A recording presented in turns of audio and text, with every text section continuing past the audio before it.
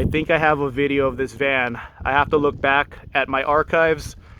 I used to do more lifted vans for sale videos, but I recall seeing this one for $28,000.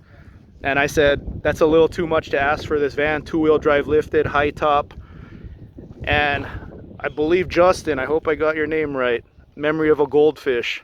I need to have name tags at these meets, but I believe he got it for 18. And I said, right on, man. And it has a Ryan light bar on it too. But yeah, I gotta look for the video when this thing was listed for $28,000. I talked to him and he said the previous owner, he said there was no takers for 28. And like I said, that was way too much. But yeah, 18. Now look at this thing. So it has a Weldtec lift kit on it, and he went to Larry at Action Van Suspension for the re-gear and Truetrac locker. So it's all set up.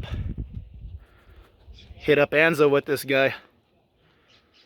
So if you're close to Anza, I do non-official meets. So if you guys ever want to go to Anza with me, just let me know in the comment section. I'll like message you guys, and if you could show up, great. If not, hey, I'll message you again when I head out there. Awesome van. Okay, this is another Weldtec. Now this one's just way too expensive. 27 grand. That isn't selling anytime soon. 15 for this one. It's a good looking van, but asking way too much.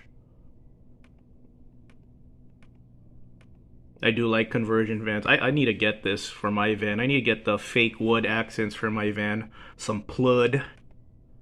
Plastic wood. Good looking van. 15 grand. It'll go right away. It has the much desired turtle top. High top. 117,000 miles too. It's just overpriced.